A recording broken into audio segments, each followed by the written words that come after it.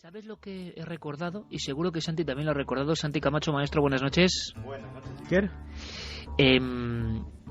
¿Te acuerdas de la famosa, tan traída y llevada Psicofonía del Infierno? Por supuesto. Yo he podido escucharla en casa entera y yo no sé lo que es, pero desde luego es algo horripilante. Y ese tono lo tenía un simple silbato de hace 1300 años. Es curioso, ¿eh? Pues sí, la verdad es que es una sincronicidad de algún tipo, pero es lógico, porque a fin de cuentas ambos documentos, uno que sabemos de dónde procede y el otro que se ha especulado mucho con su procedencia, se refieren precisamente a la muerte, se refieren a la llamada de lo más oscuro que nos lleva hacia ese otro lado. Carlos, ¿qué dice la gente? Miguel Ángel también Nuestra comentaba, gente. el silbato de la muerte no era solo un sonido instrumental, eran literalmente alaridos profundos, sobrecogedor. Antonio Comet nos hacía llegar también su comentario, decía que se asemejaban a chillidos, a gritos, una cosa muy rara, como a risas de la muerte. Cualquiera sube ahora al dormitorio a oscuras. Óscar Utrilla también nos decía, normal que estremezcan estos sonidos de los silbatos aztecas, parecían gritos, casualidad, como bien dice Iker, lo dudo mucho. David Pardo Moya también comentaba, oyendo estos sonidos de la muerte, mi perrita Nanako se ha despertado asustada, seguramente ha activado algún resorte de su cerebro. Nos han llegado, hay que decir, Iker, muchos comentarios de gente que decía que sus mascotas parecía que se comportaban además frente a estos sonidos de manera insólita, o sea que sí que nos han llegado incluso también de gatos. Jonathan Jodar Burgos también nos decía, madre mía, no había sentido nada parecido desde hace mucho tiempo, impresionante, con tan solo unos silbatos estoy en conexión con una amiga de Jalisco en México y dice que se le han puesto los vellos de punta. Carmen Ramos también nos decía, los silbidos han hecho que me tape la cabeza, parece que los espectros están conmigo aquí en mi habitación. Y para terminar, si te parece, Iker, por ejemplo, Malcal nos decía, si no dicen que son las palmadas, pensaría totalmente que era un pájaro. Alucinante.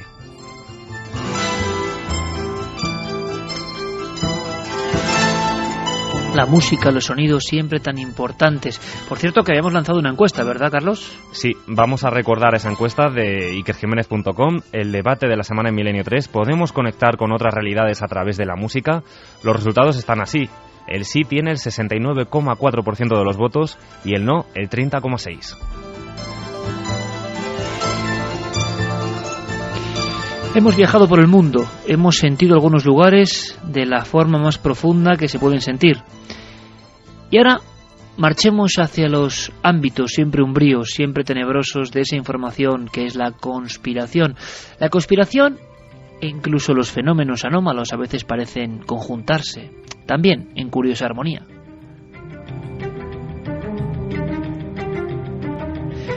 Porque veréis, hace una semana escasa, nuestras vías de contacto, Facebook, Twitter, Google+, la nave del misterio, tengo que repetirlo porque es así, y si no, aquí hay muchos que se hacen pasar por uno y todo eso.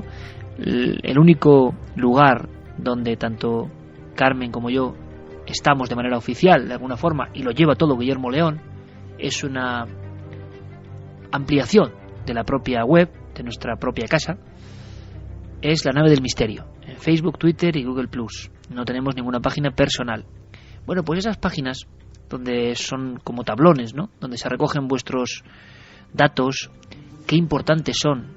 Muchas veces cuando enviáis correos electrónicos, ¿cuántas veces surgen de ahí grandes casos?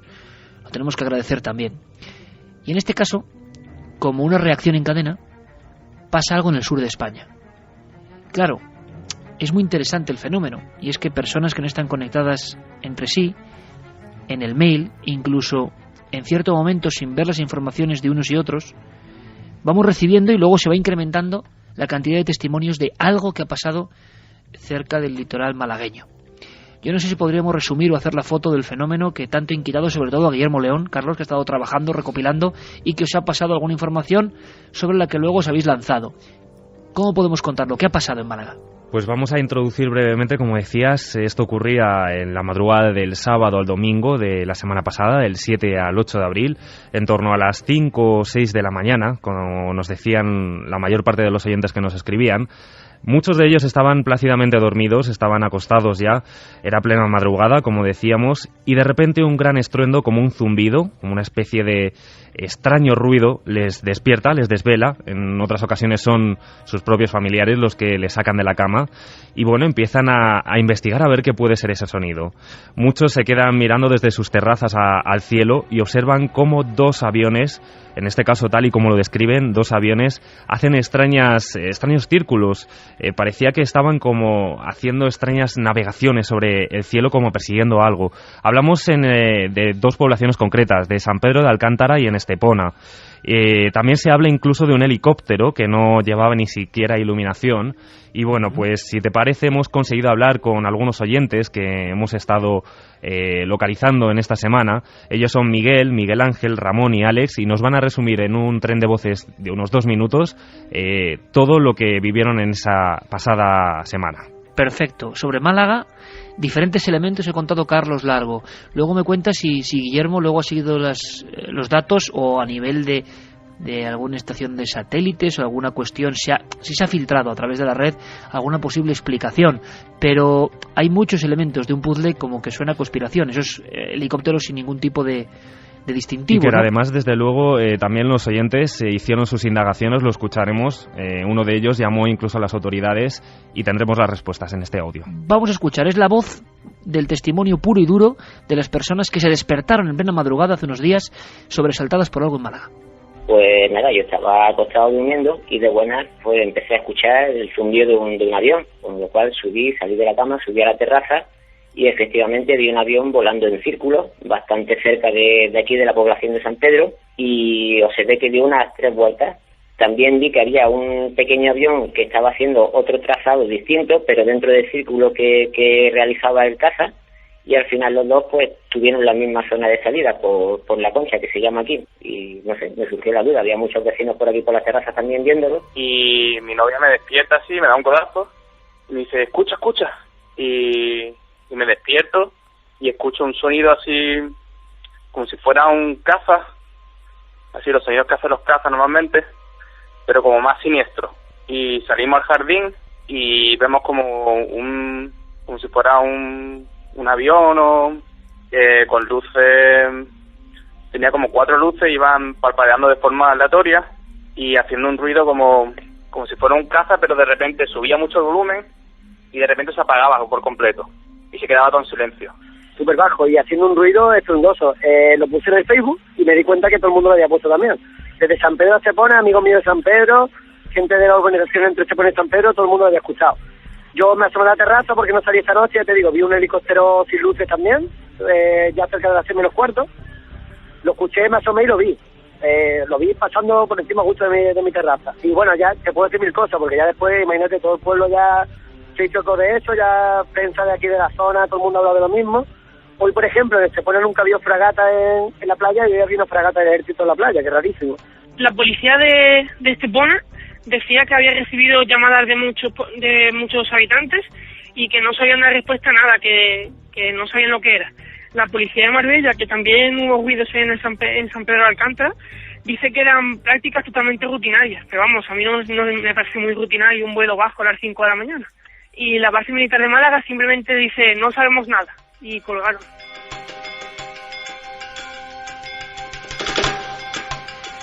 Ahí están los documentos, ahí están las voces, ahí están los testimonios y muchos elementos que nos suenan de otras historias. Yo no sé, Carlos, si ha habido alguna novedad en estos días. Por el momento no tenemos ninguna información. Sí que ahora te comentará también Santi, parece que algunos diarios sí que han recogido los acontecimientos y que hay algunas teorías que ya se han empezado a mostrar. O sea, hay un acontecimiento clarísimo, es Vox Populi, la gente habla, uno de esos sucesos que despiertan a toda una población, por lo tanto tan rutinario no debe ser, no debe ocurrir todos los días. El eco es inabordable o inextinguible y ya pasa a los medios de comunicación. Claro, lo de la fragata militar, lo del helicóptero, el extraño zumbido que muchos han identificado con esa historia tan rara y tan recurrente en el último año, ¿no?, del The Hum. Santi, ¿qué interpretas? ¿Qué seguimiento has hecho? Vamos a ver, para centrarnos, efectivamente no estamos hablando ni mucho menos de maniobras rutinarias o de algo normal.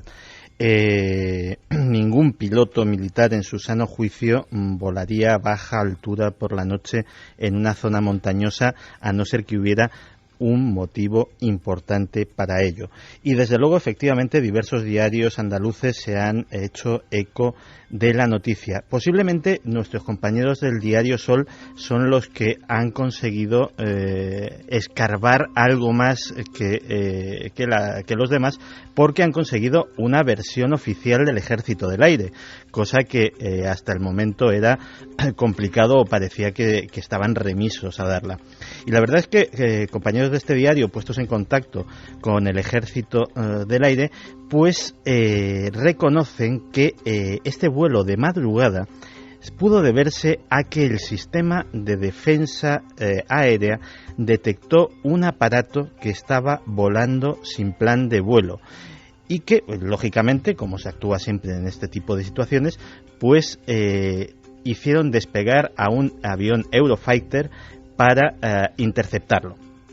Así que, pero hablamos de OVNI de alguna forma, dicen, Santi. Evidentemente están hablando de que apareció un eco en su radar que no se correspondía con ningún plan de vuelo ni con ningún aparato que tuvieran ellos registrado, que evidentemente no dio ningún tipo de muestras al intentar comunicarse con ellos por radio, y se hizo necesario, como indica el protocolo,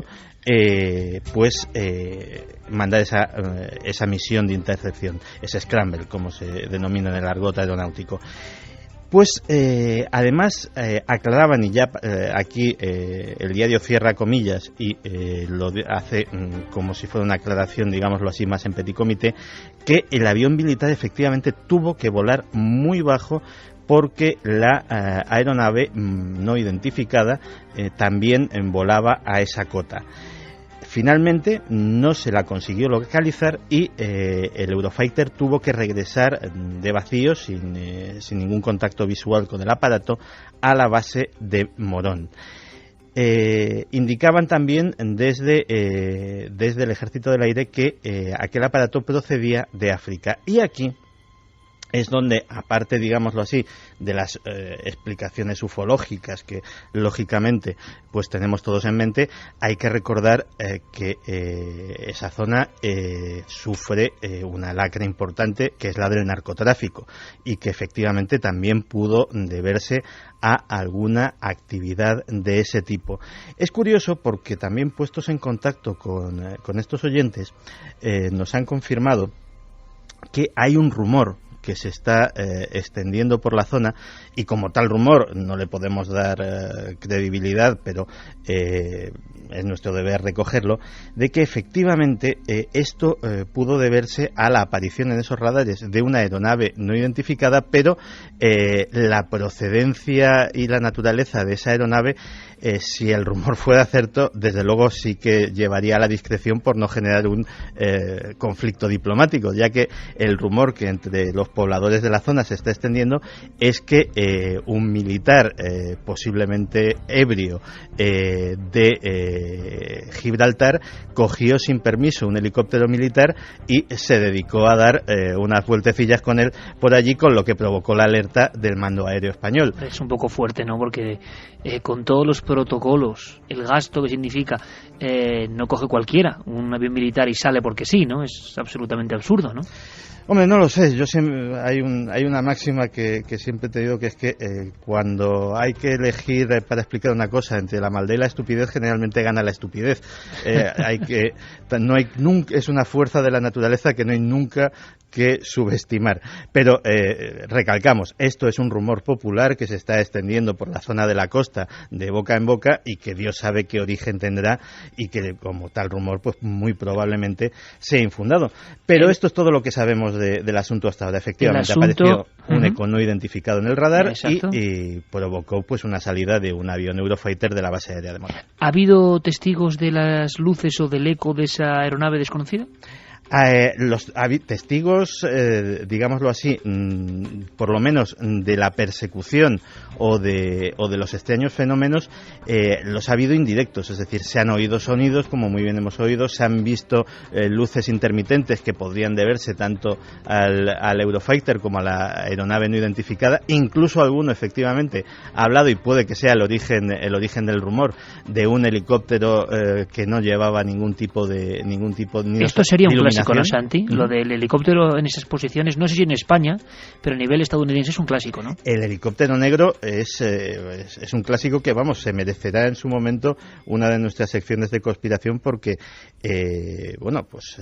no solamente en Estados Unidos, sino también en Gran Bretaña, asociado, por ejemplo, al fenómeno de los círculos de las cosechas, hay multitud de testimonios pues de la aparición de aeronaves que no llevan no solamente iluminación en caso de que sea de noche, sino ni siquiera matrícula, cosa que está prohibida por las leyes aeronáuticas internacionales. Es decir, tanto helicópteros civiles como militares tienen que llevar una serie de números y letras de identificación muy visibles en sus costados, de los que carecen estos aparatos, que aparecen en zonas donde ha sucedido algo extraño o algo anómalo. Ni más ni menos que pude encontrarme no solamente con testimonios directos, sino con fotografías de estos aparatos, pues en mi último viaje a Massachusetts, a Estados Unidos, donde en esa zona extraña donde parecía que convergían todas las fenomenologías raras posibles, que era el triángulo de Bridgewater, pues también nos encontramos con ese misterio adicional que era el de los helicópteros negros, y así lo recogimos en su día. Suceso en Málaga, hay una cosa que queda muy clara, Santi, Carlos, que es que ahora es muy difícil acallar las voces, ¿eh? Antes, si esto ocurría, y más en ciertas épocas, si el periódico no quería destacarlo, no salía.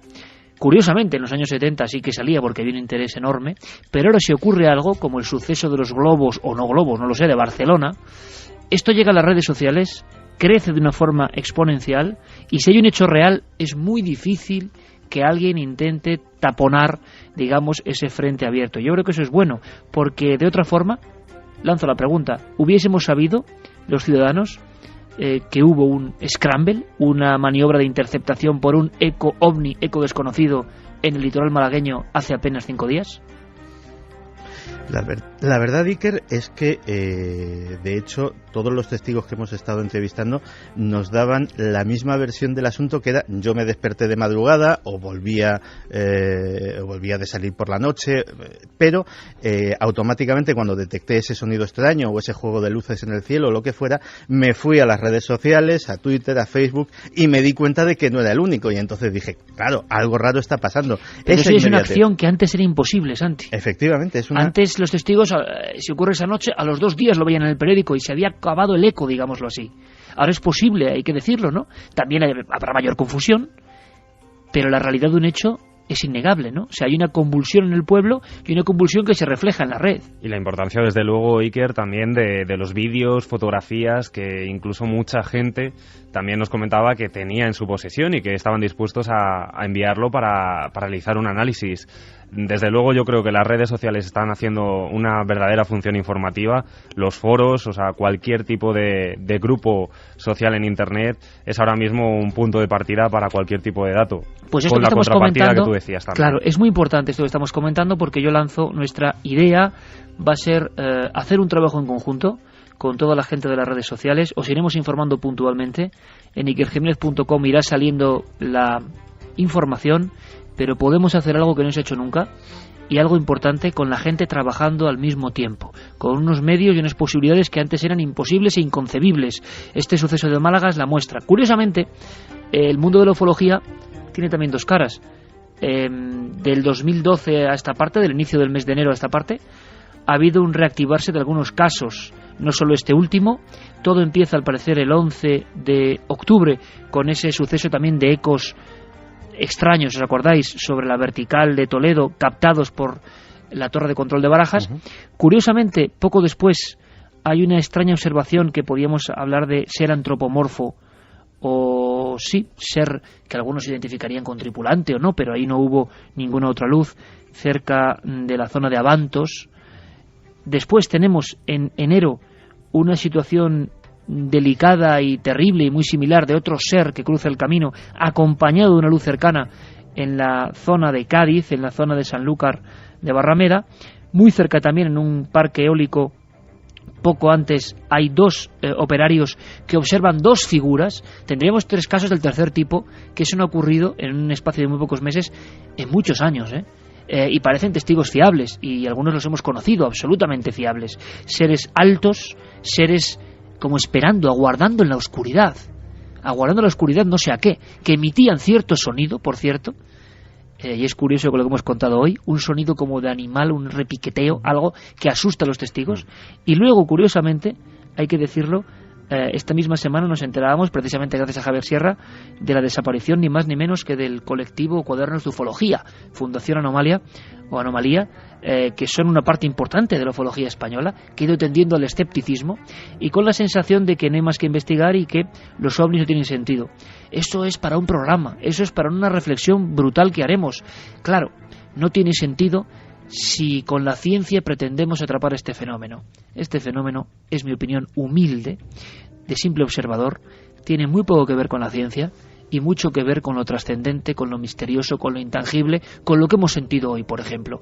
Solo con la ciencia me parece a mí que no llegas más que al hastío, porque este fenómeno no se deja atrapar. Y quienes hayan pretendido atrapar el fenómeno, incluso algunos dignamente y con ilusión, para meterlo en un catálogo y llevarlo casi a un laboratorio, se encuentran con que después de 20 y 30 años de investigación no ha tenido sentido su búsqueda.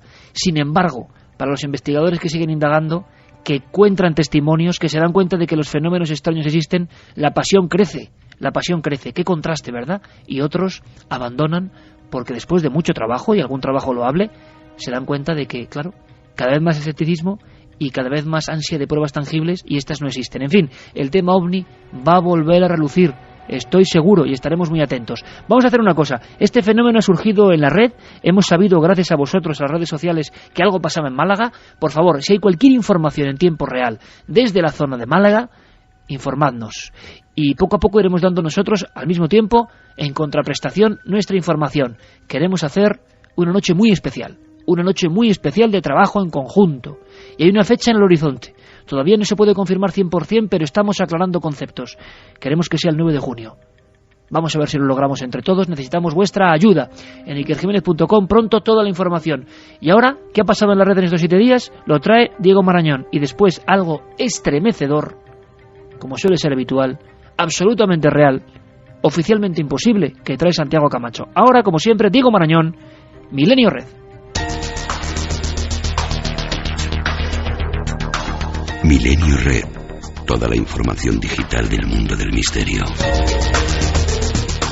La Universidad Hebrea de Jerusalén ha hecho públicos en Internet los archivos completos del científico Albert Einstein, que incluyen no solo 14 cuadernos con sus investigaciones, sino además una explicación escrita a mano de su teoría de la relatividad y su correspondencia personal. Unas 7.000 páginas con documentos personales y obras científicas del genio que ya pueden consultarse en el sitio alberteinstein.info.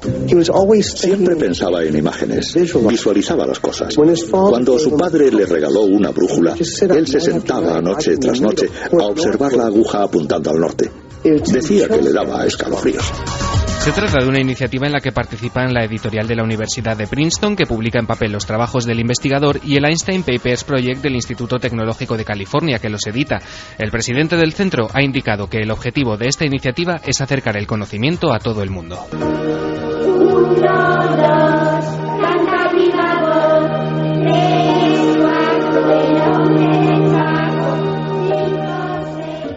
La web de la BBC nos sorprendía esta semana con una noticia que hubiese dado al traste con villanos como Freddy Krueger, y es que un grupo de científicos británicos ha iniciado un estudio con el que intentan determinar si es posible influir en el contenido de nuestros sueños. Para ello, los investigadores han diseñado una nueva aplicación para iPhone que emite sonidos como el del canto de los pájaros en un bosque o el de las olas rompiendo en la playa, para intentar que los participantes en la investigación tengan sueños relacionados con esos lugares. La nueva aplicación, llamada Dream On, fue presentada esta semana en el Festival Internacional de Ciencia de Edimburgo, en Escocia. El dispositivo vigila el movimiento de los usuarios mientras duermen y entra en funcionamiento cuando detecta que la persona ha empezado a soñar. En 1612, el Papa Pablo V fundó el Archivo Secreto Vaticano, que actualmente posee una soberbia documentación histórica única a nivel mundial.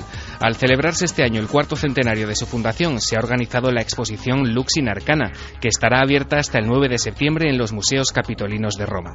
Sin lugar a dudas, se trata de un evento cultural sin precedentes que nadie debería perderse si tiene ocasión, y en cuya web podemos encontrar abundante material para ir abriendo boca. 85 kilómetros de galerías custodian siglos de reconocimiento, conversiones, intrigas, traiciones y persecución. La muestra, una mínima parte de lo conservado, es apabullante. Cónclaves, herejías, acuerdos de pontífices con emperadores, cruzadas, excomuniones, cartas cifradas, decenas de códices, pergaminos antiguos y manuscritos que se exponen por primera vez a la vista del gran público. El 21 de diciembre de 2012 llegará el fin del mundo, o al menos eso es lo que algunos afirman que profetizaron los mayas. Muchos han teorizado con que la Tierra quedará asolada por el paso de devastadores tsunamis o terremotos de gran magnitud. Otros tantos creen en la existencia de señales apocalípticas que vienen ocurriendo desde hace meses. Nuestro compañero Javier Pérez Campos acaba de publicar 2012 Los enigmas del apocalipsis maya, un trabajo fruto de largas horas de búsqueda tanto en hemerotecas como a campo abierto. Una investigación a fondo sobre un aparente final que está por llegar y también sobre otros que después de ser profetizados jamás tuvieron lugar. Además, Javi ha creado un blog que recopilará las últimas noticias del fin del mundo relacionadas con misterios y curiosidades en torno a la fatídica fecha. Milenio Red vuelve en 7 días con más enlaces interesantes. Mientras tanto, y gracias como siempre a Guillermo León, podéis seguir la pista de estas 4 historias desde ikerjimenez.com, porque ya sabéis que el misterio continúa en la red.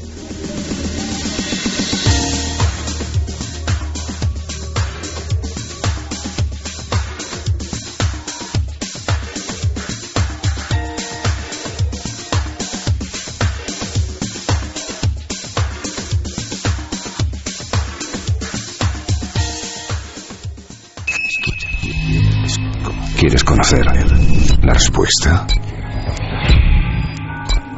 Milenio 3. Vamos a cumplir dentro de poco 10 años, lo decía antes, 33 EGMs, y gracias por otorgarnos ese liderazgo que nos sobrecoge. Lo que ocurre es que hay cosas que no cambian. No cambian. No ha cambiado vuestro apoyo y vuestro afecto, pero imagino que tampoco ha cambiado vuestra sorpresa, la mía desde luego no, cuando al acabar algunas semanas suena este piano y Santi nos trae noticias que a veces es mejor no escuchar. Hombre, nada comparable a cuando uno pone el informativo. Yo lo he hecho, yo por fortuna últimamente vivo fuera del mundo, pero pongo el informativo, me da igual la cadena y me echo a temblar, ¿eh?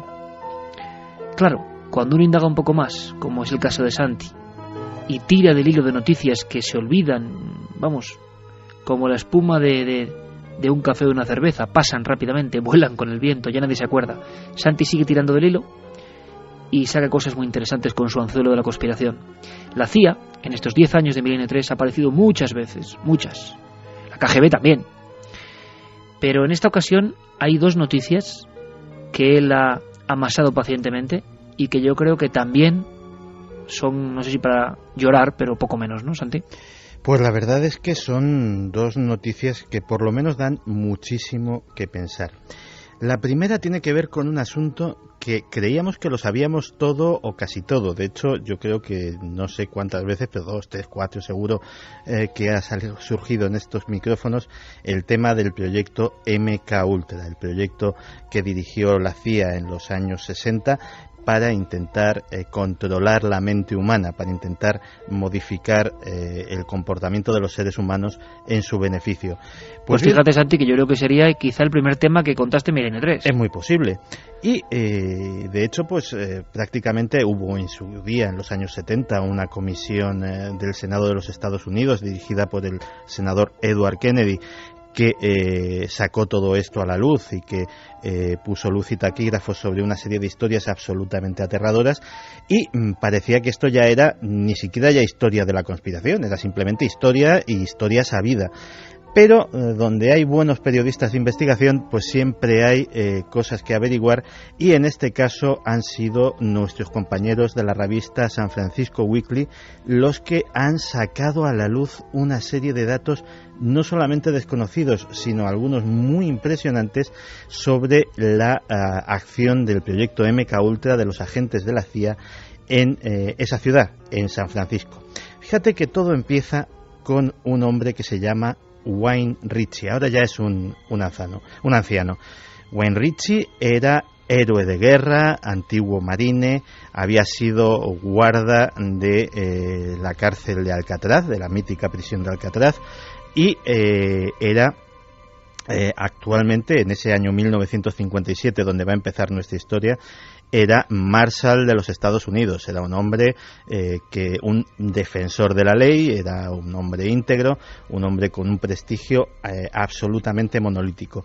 Estaba celebrando una fiesta de Navidad, esa Navidad de 1957, en su lugar de trabajo. La oficina de los Marshals de California estaba en un edificio federal de San Francisco. Y bueno, pues como pasa en todas las empresas, se habían reunido allí pues todos los compañeros para brindar por el año nuevo, para desearse lo mejor esas fiestas y para estrechar lazos y buena voluntad, que es lo que se suele hacer en esas celebraciones. El problema es que Marshall, después de tomar la primera copa, y era un hombre que, sin ser muy bebedor, era un hombre corpulento y no tenía ningún problema para asimilar 2 o 3 copas sin ningún tipo de efecto extraño, empezó a sentirse extraño, empezó a sentirse raro. La realidad empezó a parecerle algo poco habitual. Se quedó fijamente mirando el árbol de Navidad y las luces empezaron no solamente a parpadear más brillantes de lo normal, sino que empezaron a moverse, empezaron a oscilar como si fuera un enjambre de luciérnagas. Lo que le empezó a llenar de pavor es que un rostro humano se empezó a dibujar en ese árbol de Navidad. Primero surgió lo que parecía un contorno que era familiar, y luego unos ojos y una boca y unos rasgos amenazadores.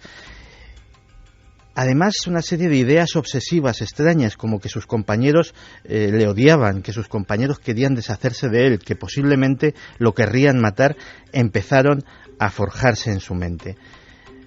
Sin decir nada, sin aparentar el estado terrible en el que estaba, decidió abandonar el lugar.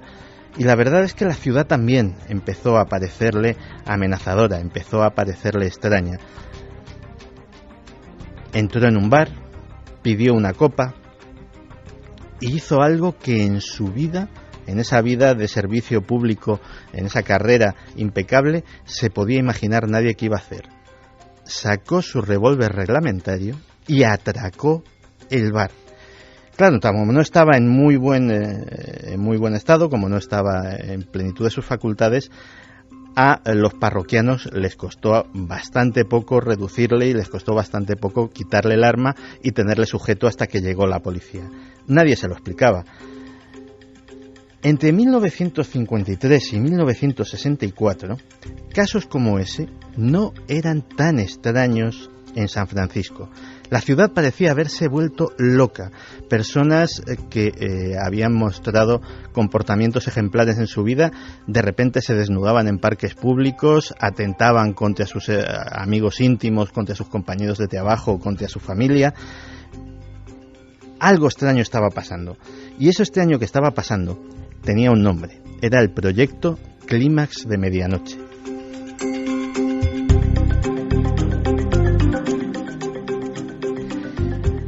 La CIA había arrendado 3 casas en diferentes puntos de la ciudad desde donde celebraba extraños experimentos.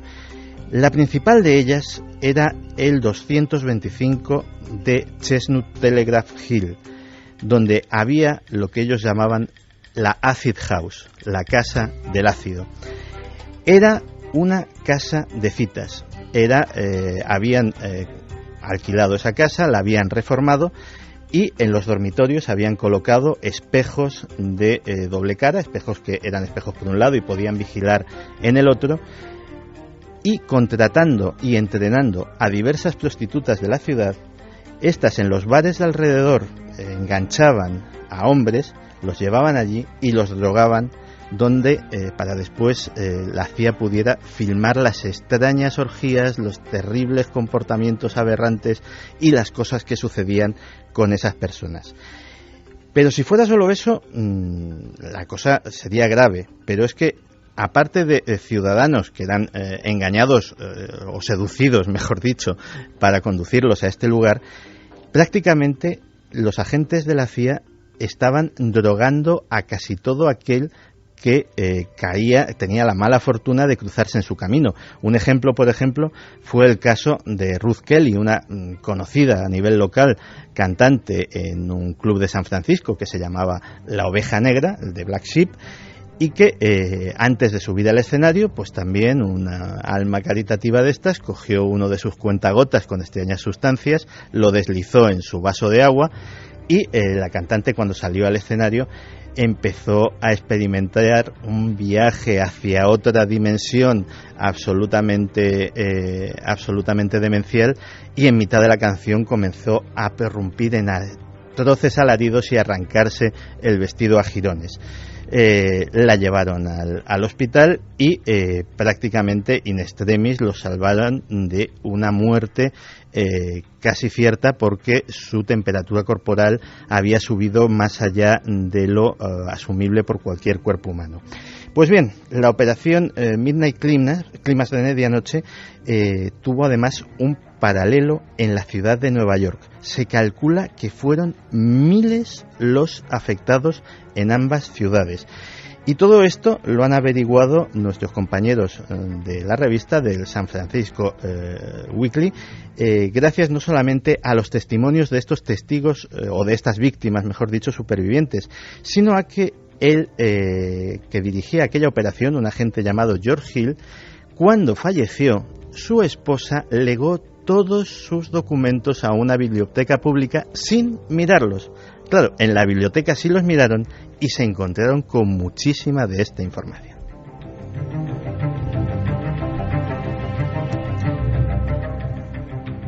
Nuestra siguiente historia es bastante más contemporánea, pero también nos habla de hasta qué punto las cosas no son lo que parecen en el mundo de la inteligencia. Si hablábamos de la CIA, ahora vamos a hablar del FBI. Y también de otro gran trabajo de periodismo de investigación, en este caso del diario The Guardian. El diario The Guardian ha averiguado que de los 20 intentos de atentados o de complots islamistas que ha habido en Estados Unidos, posiblemente más de la mitad sean falsos. Y cuando digo falsos, no digo que no se produjeran, sino que han sido provocados. Todo viene del testimonio de un antiguo confidente, de un antiguo agente infiltrado, Greg Monteil, que fue captado por los agentes del FBI para infiltrarse en las mezquitas del sur de California. Greg se convirtió en una identidad que se llamaba Farouk Aziz, y su proceso de transformación era el de un hombre americano que se acerca a la mezquita, que empieza a interesarse por el Islam, que se convierte, que poco a poco va adquiriendo pues una estética de túnica, barba, pañuelo al cuello, etcétera, etcétera, y va radicalizando su postura. Lo que nadie sabía es que Farouk Aziz llevaba una grabadora siempre con él por indicación. ¿Y cuál era la misión de Farouk?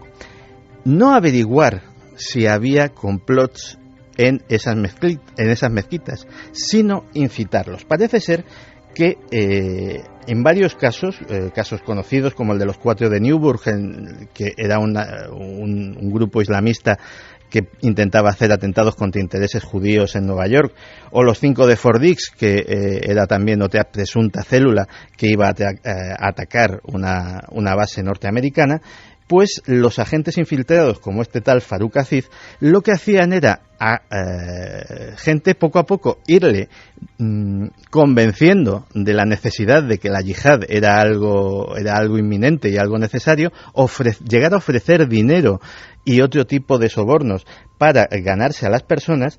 Y de esta forma, cuando finalmente accedían a unirse al plan de la gente, era cuando eran detenidos y cuando el FBI anunciaba a los 4 vientos que habían desarticulado una célula de Al-Qaeda o una célula islamista. O sea, lo empleaban, Santi, como de señuelo. Efectivamente, es como el caso que hemos visto muchas veces en las películas de la falsa prostituta que cuando se acerca al cliente le pone las esposas si es policía, pues en este caso, solo que eran no tanto agentes infiltrados, sino verdaderos instigadores. La historia de Faruk Aziz acaba de una forma realmente curiosa, porque Faruk Aziz fue denunciado por los propios miembros de la mezquita a los que intentaba incitar como un tipo radical y que posiblemente fuera un terrorista. Con lo cual, en este caso, pues la cosa le salió por la culata. Pero, desde luego, sí que estamos viendo que muchas veces cuando se nos dice desde estos servicios secretos que se ha desarticulado tal o cual complot, a veces hay que rascar un poco y ver de dónde procede y quién lo instigó.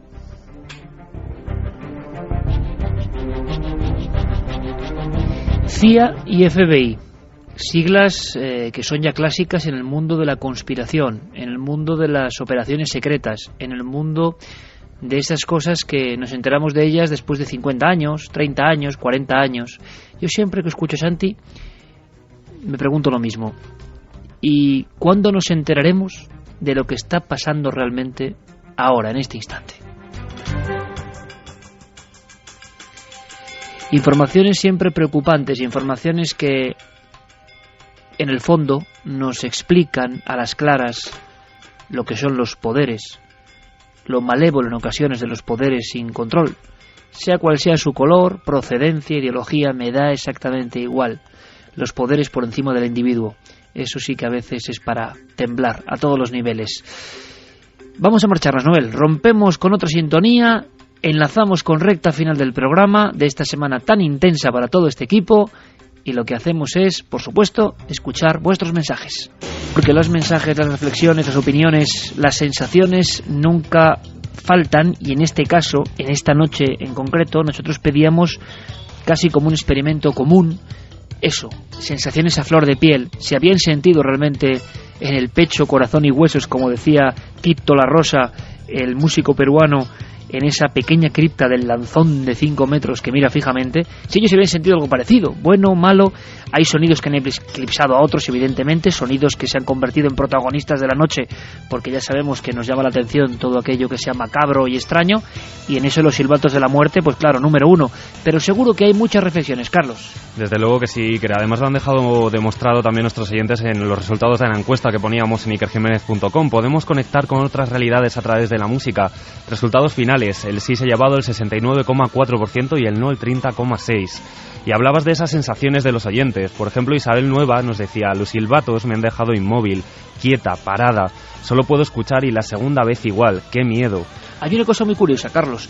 Por lo que parece, muchos animales, muchos perros, muchos gatos, mascotas, nos han escrito, amigos, porque han tenido una reacción curiosa al escuchar ese sonido. Sí, tanto gatos como perros, parecía que estaban atentos con las orejas, que muchos de los oyentes nos decían, dice, tienen las orejas totalmente puntiagudas, o animales que estaban totalmente dormidos y de repente se han despertado en mitad de la noche.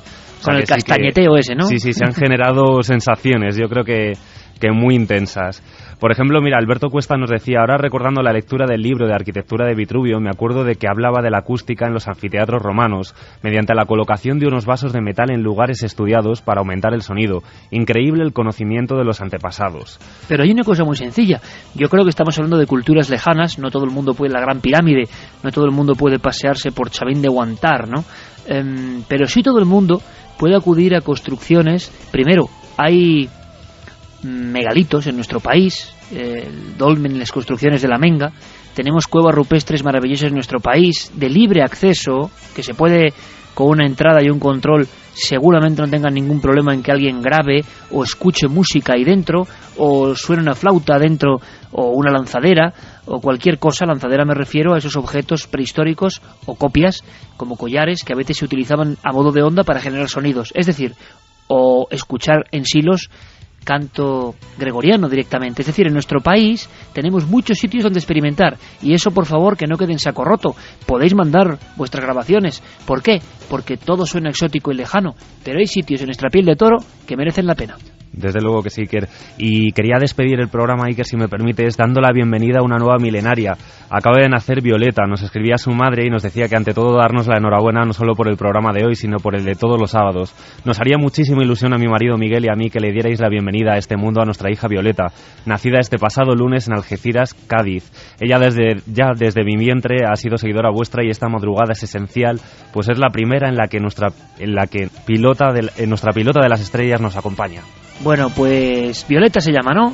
Violeta es su nombre. Violeta Algeciras, bendición milenaria para Violeta, claro que sí.